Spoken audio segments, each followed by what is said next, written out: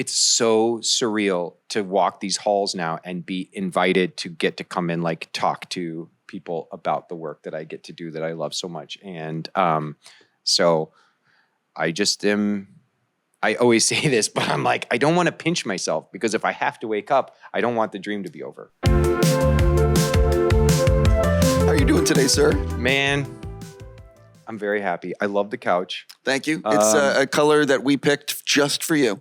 Well, to go with the black. Contrast the black perfectly. Hi, look at. You came correct. Yeah, exactly. I appreciate that. I love being at Comic-Con because it's representational to me. It is this like mecca. It is this iconic experience that we all who grow up loving cinema and genre and pop culture stuff get to experience in a way.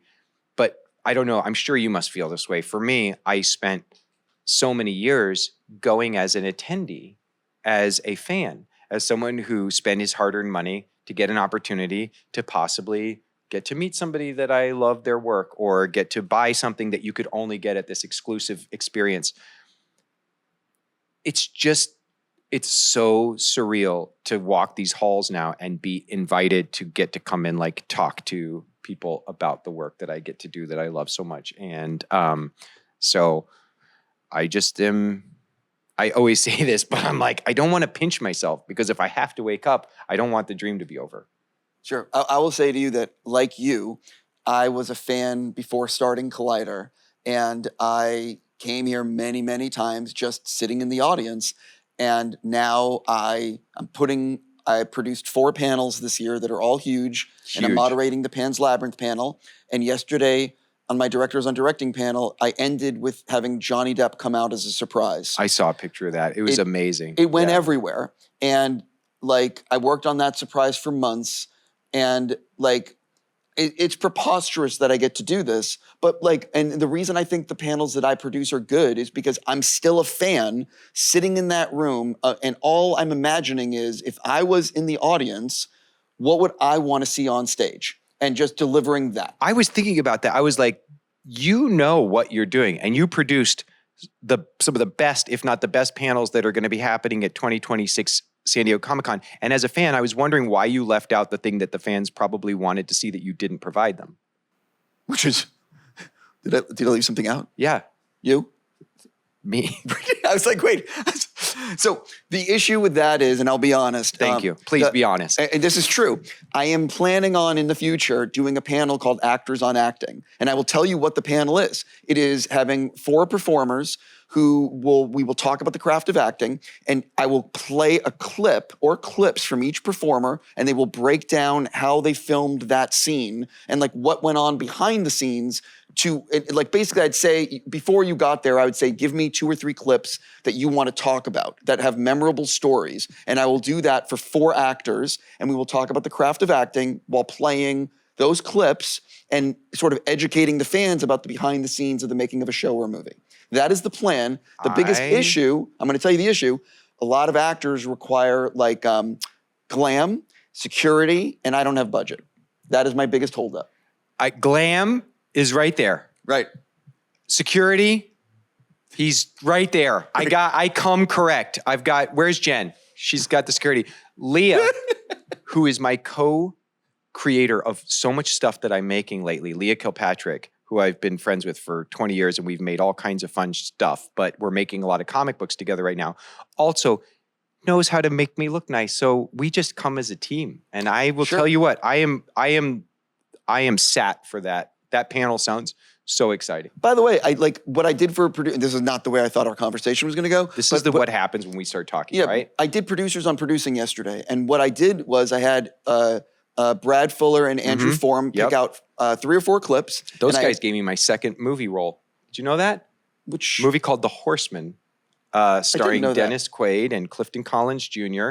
Yes, Jonas Ackerland, amazing director who did broke his teeth in music videos and made films like Spun. But anyway, the sidebar. Sorry, go ahead. No. I was going to say they picked out 3 or 4 clips, and Simon Kinberg, who was the other producer, played some clips from Deadpool and X-Men, and they talked about. They each had a great story to share about why they played the clip, and the panel went great. And that's what I want to do with actors. I would love that. And I there's so many opportunities that I haven't gotten to share with the public yet, the stories behind what was happening when we were making a particular thing, that people will come up to me on the street and be like, oh, that scene in Prisoners or The Dark Knight or whatever. And You were in The Dark Knight? I had no idea. That I'm joking. looked a lot like me. Right.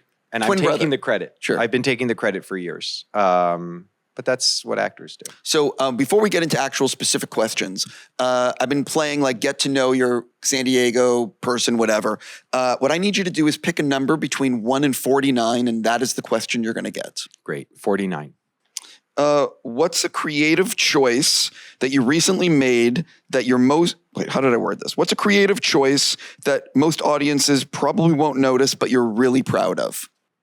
So I had the extreme honor of getting to be a part of the first season of Dexter Resurrection, which was the rebirth of the Dexter narrative and franchise. And the whole team that created that show did such a phenomenally excellent job.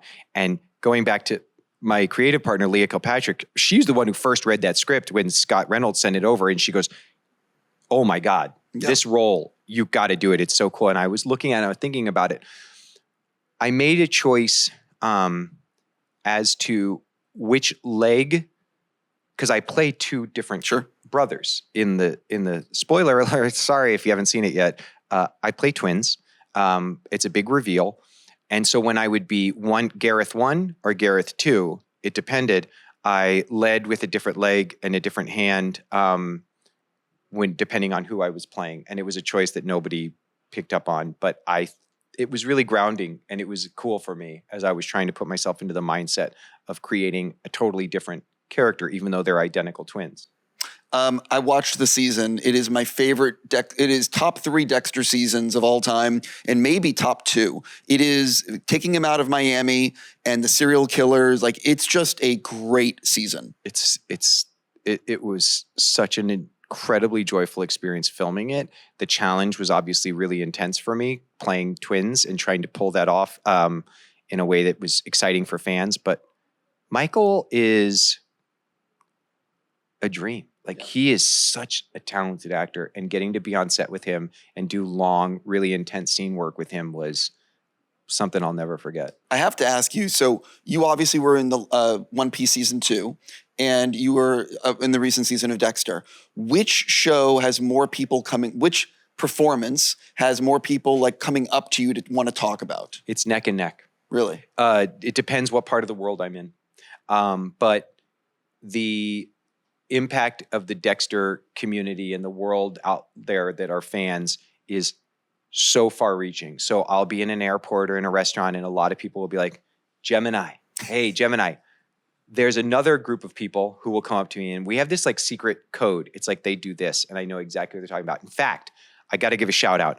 I was recently in Madrid, and I went and saw Los Miserables, the Spanish company doing their production of Les Miserables, which is my favorite musical. They were so effing good. Speaking about actors, I mean, the actors in this show were so phenomenal.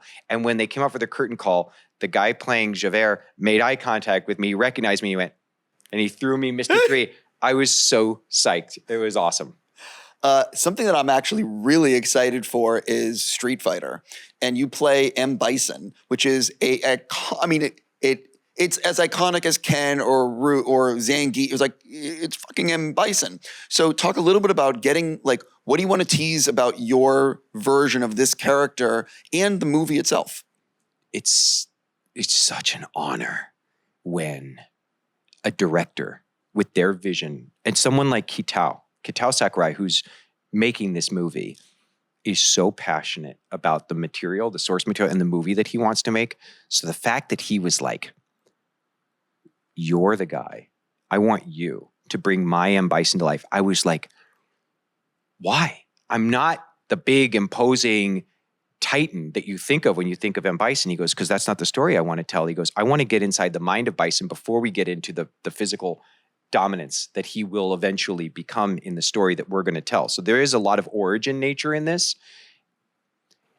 It was so, I want people to know, with a person like Kitao making a film like this, how much thought and detail goes into every little choice. Like, he immediately sent me a ton of books on psychotic cult leaders, despots, tyrannical, and I'm not talking about our current government. No, like all the amazing. But just to pause you, I agree with all that. Go on. We got deep into the mindset of how does somebody lead an entire movement like this that is got people willing to die for him?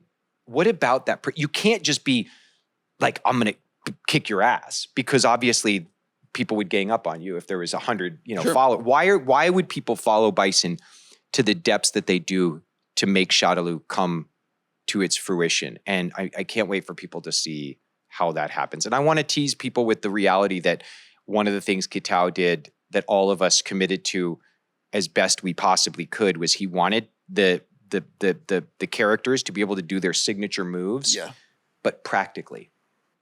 So yes, you have to use special effects to keep people safe, but seeing the amount of effort that went into rigging people up and using stunt artists and the training so that we could deliver moves as practically as possible, moves as crazy as the ones that that they do in the game, that was really awesome. Yeah, I'm so curious how the power moves are going to go, and looking at Zangief's moves. Anyway, I won't put you on the spot. It's in anymore. the trailer. There's a great shot of him doing one of his moves, Zangief, and that actor. Oh, God, he's so great, man. I love him.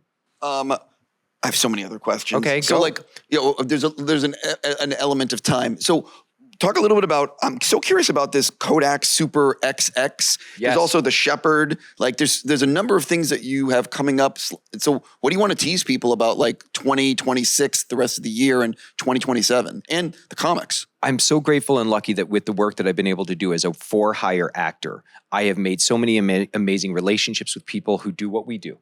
And I launched my company, Good Fiend Films, several years ago. The first co-production that we ever did was Late Night with the Devil, working with the amazing guys at Spooky Pictures, an incredible team of artists.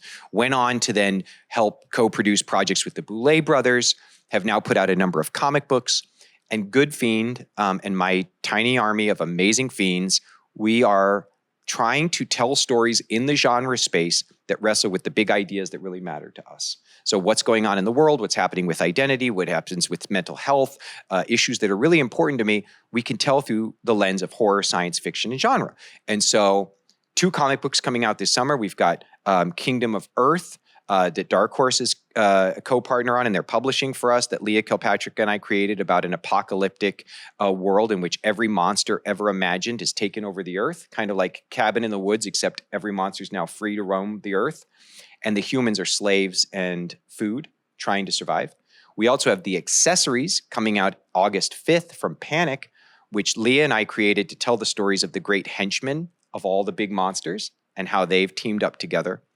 Kodak SuperXX, amazing new director, first-time feature maker, Auden Bowie, made this film. It stars Kelly Marie Tran, an incredible group of artists, a dark, noir, psychosexual horror thriller that I can't wait for people to see. I get to play a very cool role in that, and I got to help produce it. And The Shepherd, which a lot of the team that we did Late Night with the Devil came together to make, is a role in a film unlike anything I've ever done. And it's really hard to talk about. It's like one of those movies where you just want to be like, can you just watch it? Because as soon as I start talking about it, I'm afraid I'm going to ruin things. But I will say, I hope I've creeped people out a lot in my life. No. I hope with this character, I can raise the creep factor to the next level of ew, David. I also loved Murderbot. Great show. Thank you so much. And so talk a little bit about what that was like, because that's just a great first season. Martha Wells wrote these books, the Murderbot Diaries, and they are brilliant. They're masterpieces. And when Paul and Chris Weitz adapted them for Apple with the series that they created, they took something that is the experience of a person living with a kind of neurodivergence, if you will, an inability to connect with the outside world, and yet finding ways to do so, that I think just landed so hard in my heart that I just wanted to be a part of it. So when they asked me to come and play the role of Garathan, who is such a complicated guy who shares so much personality that I carry with me and struggles that I've carried with me, getting to bring that show to life was one of the greatest acting experiences I've ever had. And if you know and love the books, there's a lot more story to tell. So if the fans out there really want more, please let Apple know. We would love to do. I was going to say I think they're filming season 2, but I don't know, like, you know what I mean? Who the Well, F there's knows? so many books too to come, and like, where would you see Garathan again? What stories could they tell?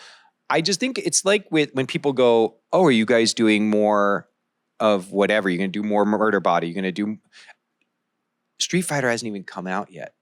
And I've had, I don't know how many people ask me like, oh, are you doing a Street Fighter 2? It's like, if you like the thing, Yeah, I mean, and you show up for the thing and you love it, let people know. It's okay. I got to tell you, anyone who's asking you about Street Fighter 2 right now is an amateur. Like that's not.